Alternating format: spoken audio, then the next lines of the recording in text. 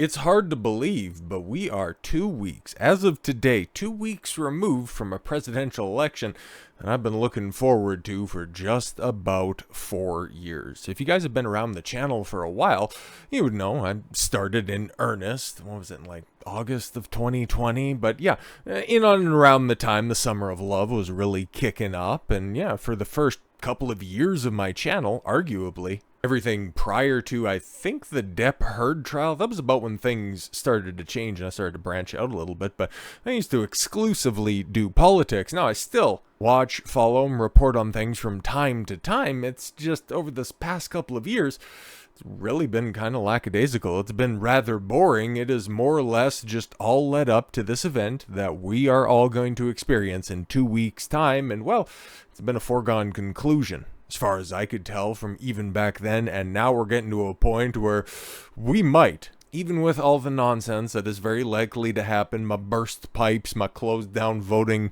booth, buckets and little trolleys full of ballots turning up in the middle of the night, we could, at this point in time, all of the numbers are pointing in the direction, we might actually know who the next president is going to be late Tuesday, early Wednesday, and I'm going to be watching. I don't think I'm going to be broadcasting. I don't think I'm going to be doing a show or anything like that. I'm going to be watching like everybody else is, because everybody else is doing a show. But that doesn't mean we can't track everything leading up to that event, because over the past week and into this week, there have been quite a few developments on both sides. Now, don't get it twisted. I'm very much in the tank for this guy right here, okay? And apparently, a vast majority of people are at this point in time, because Swing State's brother, I'm pretty much convinced that Trump has the support that he needs. The fact that he took a bullet in Pennsylvania practically assured him that victory. The way that Kamala has comported herself recently in Wisconsin leads me to believe that that's going to be going back to him like it was in 2016.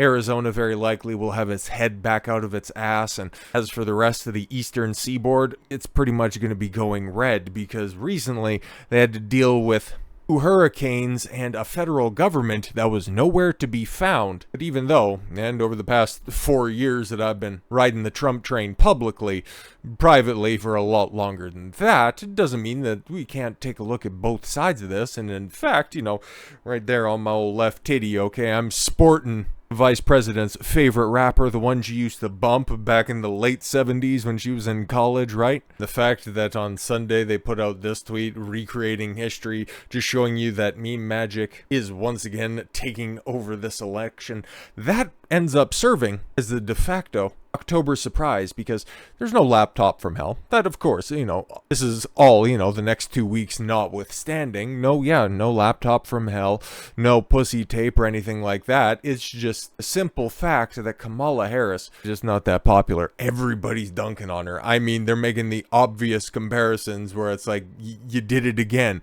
Yeah, exactly. Because there's no bailing out enough water in order to keep the Democrats' dinghy afloat. Pushed it across the finish line in 2020, despite everybody's common sense trying to check voter registries and realize it's like, why is this dead guy registered to vote from a vacant lot? Doesn't make much sense. Doesn't matter. Count it anyways. And this time around, there's nothing that you can obviously hang on Trump as justification enough to vote for a Democrat, because, okay, cool. Let's just go ahead and think everything was on the up and up in 2020. Okay, 81 million votes for Joe Biden can't be wrong. He earned every single one of those votes. He's like, how many tens of millions more votes popular than Barack Obama? Crazy to think about. That's something that I'm going to be paying attention to on election night, just how many votes ultimately Kamala gets and how much of a drop off that we have there compared to Trump getting 74 million votes back in 2020. That'll be interesting to see, all things considered. I digress. Remember, 2020 took place during a time when the world was a much, much different place. Okay, everybody was still in various stages of lockdown, and there were enough people out there saying that this is all Trump's fault, okay, regardless of where you're at. If you're in the States or if you're around the world, it was all because of Trump's mishandling of the coup that led to the economic downturn, that led so many millions of people dying, even though he didn't have the power to do any of that, and the amount of people that died under his tenure paled in comparison to that of Joe Biden. But don't worry about that, okay? That was what was laid at the feet of Trump, that and obvious, my political rhetoric, my my tone and tenor getting out of pocket. There's too much division in the country. Where it's like, okay, cool. He was in charge. You guys were also in control. You were, yes, in charge of the narrative as well. You could spin that to enough gullible people that are out there. Okay, it kind of makes sense. What's the excuse this time around? Okay, and then also factor in that mass media and celebrity endorsements really don't mean a goddamn thing this time around. 4 years is an awful lot of time to instill in people reasons to and to not vote for you. And the Democrats have done an excellent job on the latter, while Trump, in his absence, has reinforced the former better than anybody has had the opportunity to. That's why I think we might be in for something fantastic in 2 weeks' time. So let's track this along the way and remind everyone of the glorious week in review, because brother, it really did cement my opinion that this election is Jover. It's Biden. Comeback kid. Trump at 268 in electoral votes in new swing state survey. Well, who's conducting the survey? Whose polls are we looking at? A new polling of 8 battleground states. There's 8 now. There used to be 7 for a long time, right? North Carolina, Georgia, Michigan, Wisconsin, Pennsylvania, and Arizona. Okay, so 6, right? Oh, right, they have Florida in there. It's like, Florida? Really? Okay. Like, I thought that was off of everybody's map for a long time, but hey, they're tracking this. But yes, okay, he's not quite there. Oh, okay, cool. Political comeback, yes. After 2020, per a Redfield and Wilton survey of 8,533 likely voters, in the octet of battlegrounds through the state level data are encouraging. I'll be honest, I haven't heard Redfield and Wilton survey company. I haven't heard them referenced by name before, so can't say good or bad things about them, but let's see what they have here. Trump leads by 3 points in Arizona. Okay, up by 4 in Florida. Georgia leads, he's up by 1. Nevada, another point lead. And then up by 3 in North Carolina. Well, that leaves Wisconsin and Michigan unaccounted for. What about PA as well? So that gets him to 268. Meaning that Trump's going to have to, I think, likely pick up one of those states. I think that's the way that it all breaks down. But yeah, Michigan, Pennsylvania, and Harris all up by 1. Wisconsin, okay. Oh, no, the candidates are tied in Michigan and Pennsylvania, while Harris is up by 1 point in Wisconsin. Oh, that's really not good. And if we take a look at what's going on with Real Clear Politics, which is going to give you up to date, because I'm not entirely sure when these numbers are coming out. All we have is just an idea here, but they've got this battleground map, and brother, it's apparently cooked according to RCP, which is kind of crazy to look at. 312 as it sits right now. Now, obviously, the closer that we get to things, I think I'm gonna offer what my map looks like, but I'll be completely honest, okay? Outside of potentially seeing, because we've seen some interesting development even in 2020 when it came to New Mexico and maybe Virginia, like outside of those two, potentially going Trump, I don't see anything else really moving. I think that this is, quite accurate. Yeah, Nebraska 2 being for one Maine. Yeah, no, that's, it's all playing out. And yeah, no toss-up states. No, it's, she's a rap, brother. And that's the way that I see it. But that's, of course, unless you get, mystery ballots show up in a Detroit precinct once again, and pipes burst down there in Georgia. I don't know what to say, really. It'll be interesting to see on the night how accurate this map is going to be. So, just for posterity's sake, we'll be checking in on this when next we do an update, and ultimately when they get new data, because I don't really know what's going to change here, because Trump's been doing a bunch of rallies out there in the Northeast, which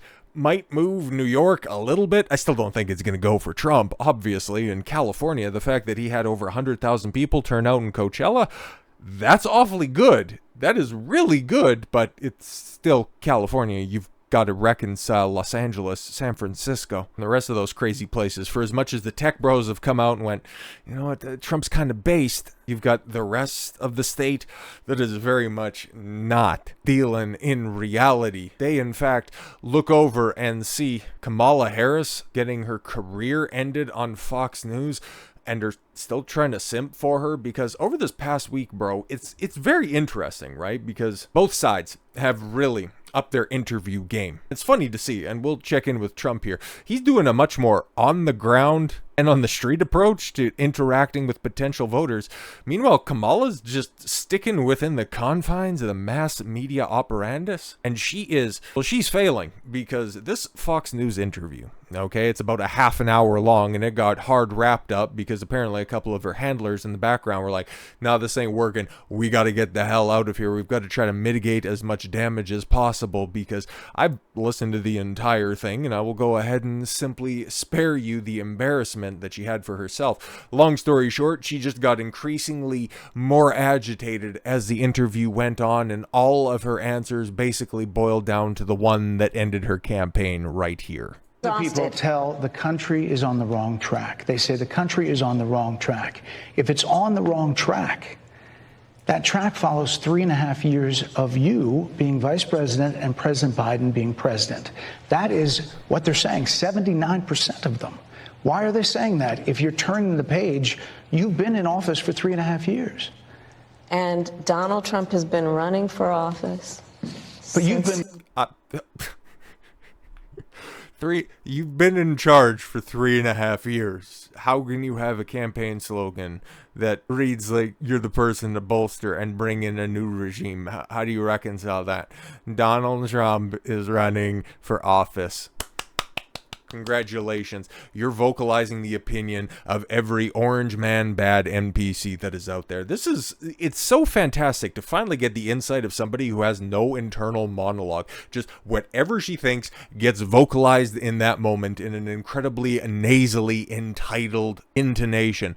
It's amazing. Like, I've unfortunately subjected myself to quite a few of Kamala Harris's interviews in the form of, full video on demand or through segmented clips. Everything that has gone bad over these past 4 years, there are very few bright spots, and I'm not even trying to be partisan shill or anything like that. I think the CHIP Act, in the long term, has the potentiality of being the best thing that the Biden administration has done. Bringing microchip manufacturing facilities stateside ultimately creates more jobs and does good for the economy. But that doesn't offset jack shit when it comes to the more overarching immediate problems. The border, inflation, 2 proxy wars going on right now, and that doesn't even cover the supply chain crisis that went on for far too long.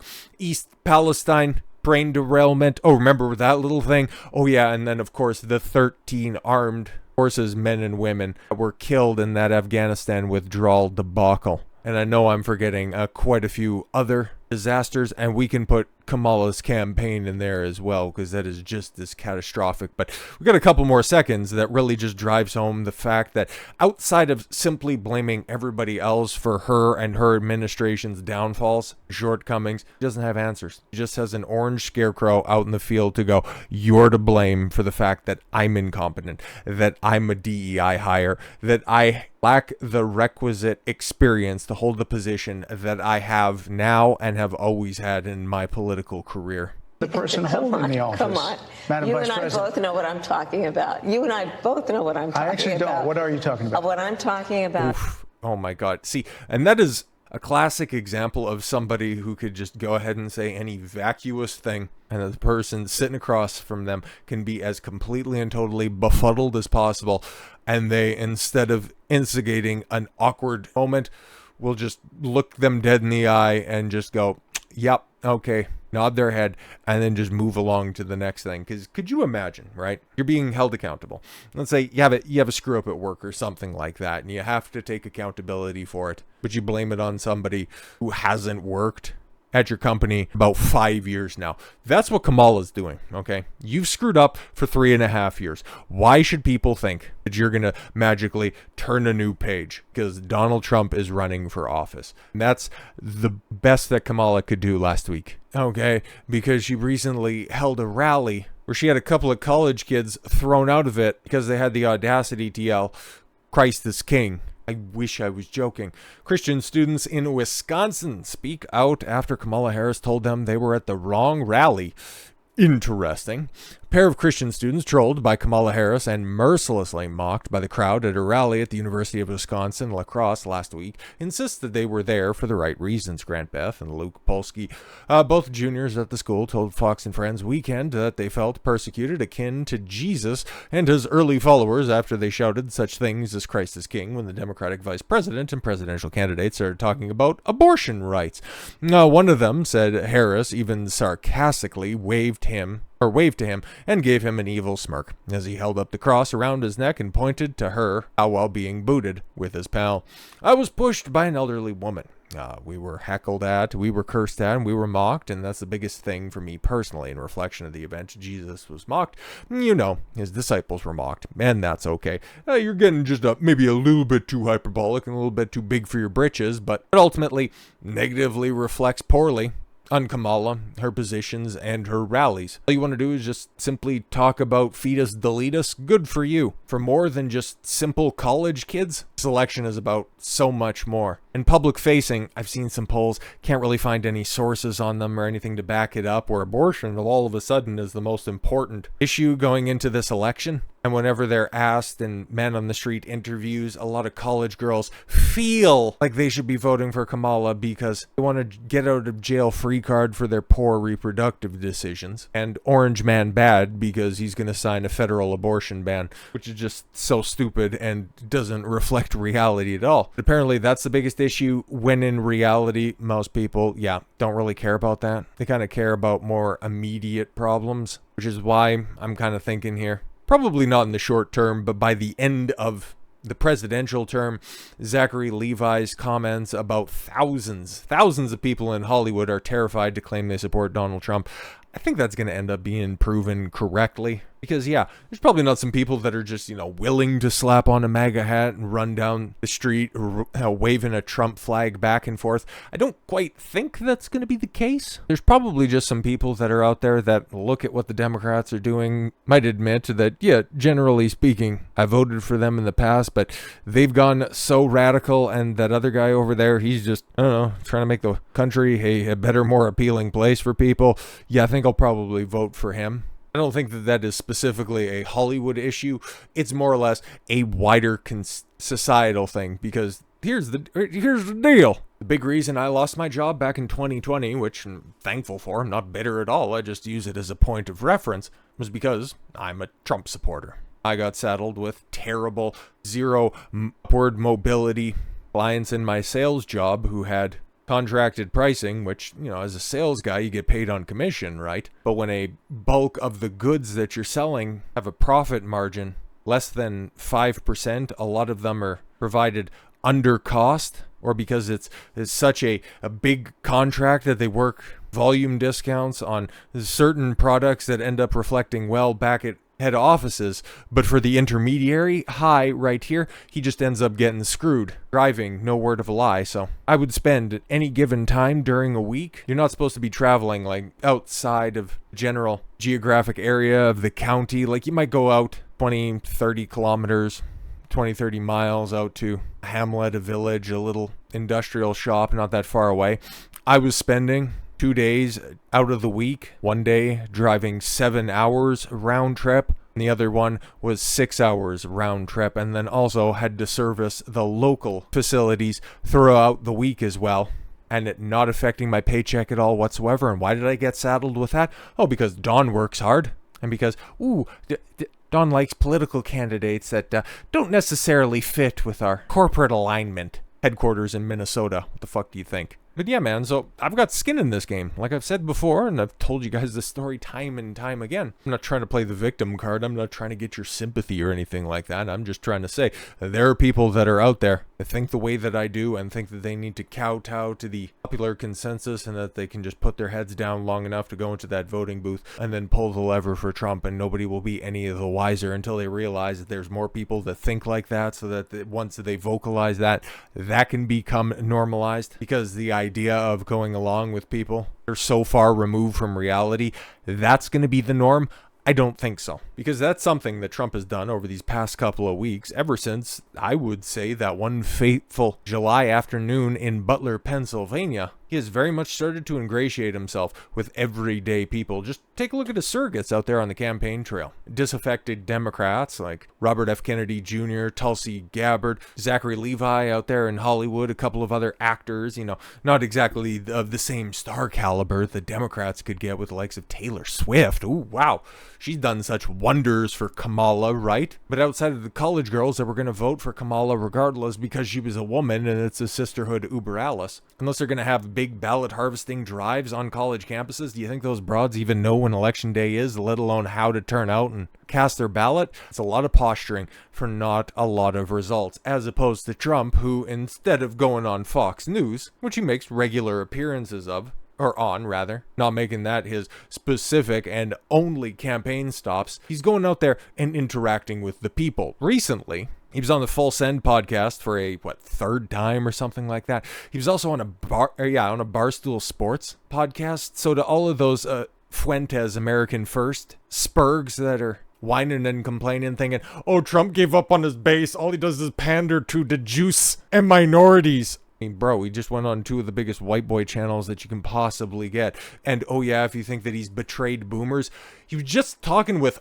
The Undertaker. He was on The Undertaker's podcast of all places. It was one of the most personable interviews that I've listened to. And this is just on Twitter, right? Like, I listened to it on YouTube, which is kind of a hard listen, mostly because they had, no word of a lie, a half dozen ad reads that were in there. Like, it would go for about 5 minutes and then cut to an ad read, and then go for another 5 minutes and then cut to an ad read. Like, holy shit, I would imagine, you're going to be getting a lot of views on this. Yeah, 1.7 million impressions on that and a lot of interactions as well. So yeah, you could charge a premium when it comes to ad prices. But that aside, great interview. Got off a much more personal side, a much more relatable side of Trump, because about the first half of the interview, which really didn't have that much to do with politics, the first half that is, obviously got into more relevant talking points towards the end, especially the part where Taker brought in his daughter and asked the questions about men and women's sports. That was very relatable, but Trump just shooting the shit about wrestling and sports. It was a level of camaraderie and relatableness that Kamala she can't muster, because she's not a relatable person. She's barely a real person. Trump, yeah, he can do that for a half hour over here. He can do that for an hour over on Full Send. I would think, and he's been talking about it, we're very likely to get a couple of hours of a conversation with him across from Joe Rogan, which will be very, very interesting, because that'll probably be one of the more difficult conversations that Trump will have. But I would also think that's going to end up making him look even better in the eyes of a lot of people. Because also, over the weekend, that Taker interview just dropped on Monday. And it already has 1.7 million views. And this is just one example of the Al Smith dinner, right? Like the famous Catholic fundraiser that was last held in 2016, where a lot of Trump's most iconic clips came from. It's a big bipartisan roast that goes down with the two major presidential candidates. And yeah, it's a big, feel good before the big battle goes on. But conspicuously absent from this event was Kamala. Chuck Schumer was there. Bunch of Democrats were there. And it's funny, right? Because the moment that Trump gets announced, before he goes into his speech and his jokes, which were goddamn hilarious, if I'm going to be completely honest, okay? It's even better. It's even better than his 2016 material, okay? But he gets a standing applause from everybody in that room. You can see Michael Bloomberg right there in front. A bunch of old crotchety fools there as well. But yeah, this is Trump at his most relaxed. Everybody kind of resigned to the fact that, he's going to be president again in a couple of weeks, okay? I'll just better get ready for that and get ready for more stuff like this, because this is a $1.27 of some of the best comedy we've seen over the past 4-5 decades. Can we say that? Democrats were crazy for saying that men have periods. But then I met Tim Walz. Oh, God. Well, I'd better wrap up, because Mayor Adams told me earlier that I needed to make this one very quick, especially the city has reserved this room for a large group of illegal aliens coming in from Texas. There's a group called White Dudes for Harris. Have you seen this? White Dudes for Harris. Anybody know? Are some of you here? White Dudes for Harris? Doesn't sound like it. Yo, that was my favorite. Okay, everybody, obviously, and we'll get to the kicker on this one. 3, it should be 1 because it's hilarious, but I can understand thematically what we're talking about white dudes for Harris and it being at number 3. I digress. But even him just adjusting on the fly, going, "Have you heard of this group, White Dudes for Harris? Any of them here to apparently not?" Just showing that, yeah, but he actually supports Kamala. It's like, that shit's hilarious, and it's natural when you don't have rabid media sycophants tearing him down all the time. Yeah, that relatability does come across, but let's not ruin the joke. Let's run it back just a little bit, okay? Because this is great. Everybody know, are some of you here white dudes fan? Doesn't sound like it. But I'm not worried about them at all because their wives and their wives' lovers are all voting for me. Yo, the dude did a cuck joke at a proper fundraising event. A white collar, black tie event. He pulls out a cuck joke, and a damn good one at that, brother. A major issue in this race is childcare, and Kamala has put forward a concept of a plan. A lot of people don't like it. The only piece of advice I would have for her in the event that she wins would be not to let her husband, Doug, anywhere near the nannies. Just keep them away. Oh shit, because that's how his first marriage ended, because he knocked up the babysitter. You know, that was probably Trump's favorite joke. Oh, I can understand why Kamala and Doug didn't want to turn up to this one. That's a nasty one. Chuck Schumer is here looking very glum. Very glum. Doesn't he look glum? He looks glum. But look on the bright side, Chuck, considering how woke your party has become. If Kamala loses, you still have a chance to become the first woman president. Shit. Oh my God. Yo, and all he can do is just shake his head because he's like, yeah, I know my party sucks. It's really bad at this point in time. And for the Democrats, you would think, and you would wish that would be about as bad of an optics beating as this would get, right? You would think that this would be the be-all, end-all, and things just couldn't get worse for you. The party that used to be for the working man, the blue-collar Democrats that are out there that just want good social programs, don't mind a little bit higher taxes as long as the right people get taken care of. Party of the working man, right? And you have Trump turn up over the weekend. Well, I'm looking for a job. I'm looking for a job, and I've always wanted to work at McDonald. I never did. I'm running against somebody that said she did, but it turned out to be a totally phony story. Oh. President Trump! Well, that's a good-looking group. Hello, everybody. I'm having a lot of fun here, everybody. A little fake news of it. I'm looking for a job. A lot of fake news everywhere. I've got the apron on. I'm packing fries in containers. And clips and pictures from that have gone absolutely viral for very good reason. And yeah, it was staged. Yeah, it was vetted. The guy got shot at, and a couple of other attempts were thwarted. So yeah, of course, it's going to be appropriately screened. But it shows a level of relatability. And also, it mocks Kamala, who said, "I got very fond memories of working at McDonald's." It was hilarious, because McDonald's also released a press release saying, "We're not political or anything like that. We're not red, we're not blue, we're golden, okay?" And while we don't have records dating back prior to like the 80s, whether or not everybody worked there or not, but we can say for sure Trump was down there and he had a good time. So them throwing in a bit of a sneak diss and also saying, thanks to President Trump for turning out. Glad you had a great time. Glad you also raised the profile of McDonald's, because to be completely honest, there were some people that were out there making some very poor dietary decisions based on Trump doing this little photo op, which I found to be very funny. Very endearing, I suppose. But for the mass media, well, they're losing their mind because Donald Trump worked at a McDonald's that failed its last health inspection. And they're getting roasted for this. It's like Newsweek. Is that the best that you got? Is that all you do? Trump really broke you, huh? And the commentary over top of that, because most people are like, yeah, it's kind of corny, but at the same time, not mad at it at all. You know, the photo op was good, and it's images of how the Republican Party has adopted the moniker of the working man, of the everyman, of the average man, as opposed to the Democrats who have adopted the moniker of being crazy wild leftists that only the fringest of fringe society could possibly think of voting for. MSNBC dragged for desperate attempt to spin Trump's McDonald's appearance drives the left crazy. And yeah, calling it a stunt. They're saying it's bizarre. all because did what used to be bog standard, like politicians doing what, pancake breakfasts, having a grilling event. Like, this is very average stuff, right? The fact that, yeah, you have MSNBC losing their mind. It's also a day that ends in Y, and Rolling Stone, Trump makes fries at McDonald's in bizarre attempt to troll Harris. What, to meet with people to show that, yeah, he can also go to work. He can relate with a working man by rolling up his sleeves and doing the food service, rather. I don't know why that was so difficult to say.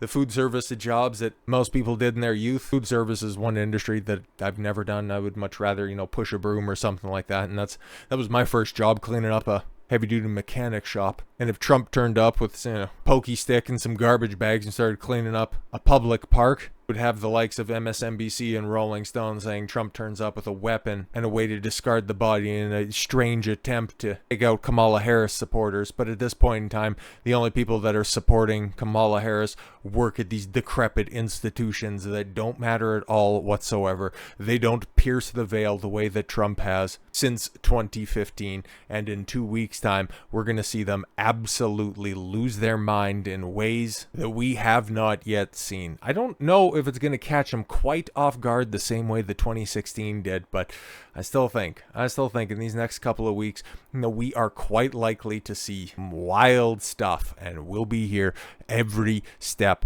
along the way. Now, instead of doing my regular sign off, I want to give you guys a little bit of a channel update, mostly because, well, yeah, this is going to continue to go on throughout the next couple of weeks, and very likely in the aftermath of the election, we're going to have to get our way to the inauguration, and there's going to be some crazy stuff going on as well. And then, of course, that does take us through the end of the year, which, if you're aware, what I did last year was I had a little treasure trove of old videos that I'd accumulated throughout the year, and, well, I just kind of wanted to release them. But here's the thing. Okay, moving forward, I got a bunch of political content that's also, been backlogged as well, because throughout this year, there's been a lot of breaking news that I need to cover on a, very, very consistent basis. And it's a great problem to have, but it also means a bunch of my evergreen content, well, it's just been kind of sitting in the lurch for a minute. So from now, and I think until about the end of the year, I legitimately have that many extra videos, rather. So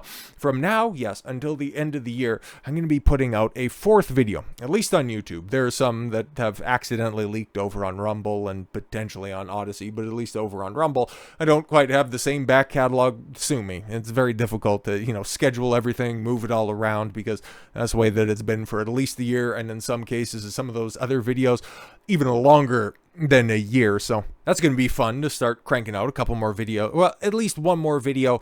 And then, yeah, especially with some of these bigger events, like if we have more breaking news, probably release another video. So yeah, between now and the end of the year, 4 videos a day. That fourth video, the extra video, it probably doesn't mean anything. It just forgives some of the dialect if it seems a little bit out of date, a little bit out of vogue. Chances are they were recorded at least a couple of months, if not even a year ago at this point in time. But yeah, there's some stuff that's in there. I stand by, I would imagine, most of the stuff that was in there. Okay, if not just full-throated support of it, because they were my opinions at the time, and it's content that I wanted to cover. I just didn't get around to releasing it in my 3-video schedule, because I know that I can maintain that schedule, so that's why I stick to 3 videos right now. Something else that I did a little while back just to experiment with it, and if you guys are, sticking around for this long, okay, after the video, I hope you like what you've heard so far, and I just want to also experiment with this stuff, at least for the next week. I want to see how this ends up going. So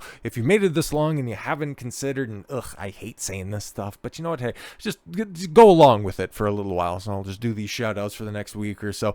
Consider subscribing. I don't know, man. If you like what you hear, if you like the wide range of coverage that we do, from politics to media breakdown, the occasional sports story, or even some crazy intersexual dynamic story, dealings between men and women. We talk about so many things that are over here. Yeah.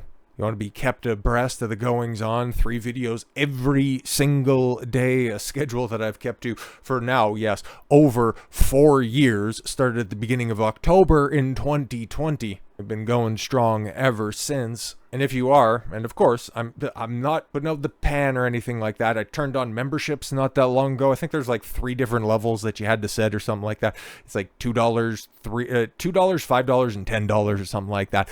That right there, I think I have it set. So regardless of whatever you sign up for, and if you're so inclined to, you can get access to all the back catalog, or at least that's the way that I'll work it. Okay, so if you want to do that, feel free. It's the join button that's on the YouTube side of things. I'm not too sure what's going on over on Rumble or anything like that, but over there, you just might end up getting a spare video every once in a while, because I don't know how numbers and dates and scheduling works over there, but that's totally fine. Or if you don't want to, give the 30% over to YouTube, I've got the locals channel, which I'm incredibly terrible at shilling. That's, definitely a more support-based platform. I think that one's $5 a month if you want to sign up for that, or you want to do whatever the hell you want over there. It's just basically the memberships or the support over on locals. That's just basically kicking a couple of bucks my way if you like what I do, and I do appreciate, even if you just watch the video. I had goals at the beginning of this year to get to 10,000 subscribers on YouTube. That is very likely not going to happen, okay? So I'm going to end up falling short on that one, and then getting to 2,000 over on Rumble. That seems a little bit more possible, but still, we're going to end up probably falling short on that. But hey, 2024 has been a really bad year for me, all things considered, but I don't let that affect the content, because content is king over here. Consistency is a reflection of my person.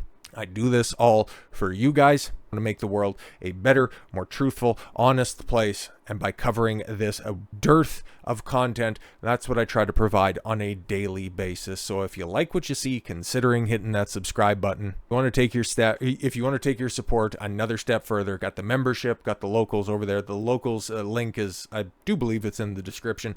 And for memberships, it's just if you're subscribed, then you can press join or something like that. I think that's the way it works. Again, I don't know, man. I don't know how any of this stuff works. I'm just running an experiment right now, seeing if the interaction ends up working, because like I said, I've been at this for 4 years, and it's time to really kick this up a next level. So that's why I wanted to put out the 4th video throughout the rest of the year. It's going to be interesting. I've got some ideas. We'll see how this ends up working. Hopefully it's popular for you, resonates with you guys, and that we can continue to have, and we can finish off 2024 the best way possible. So with all that said, thank you all very much for the gift of your time. I've been Don Consuelo. I want you to follow your gut and get after it. Take care, everyone.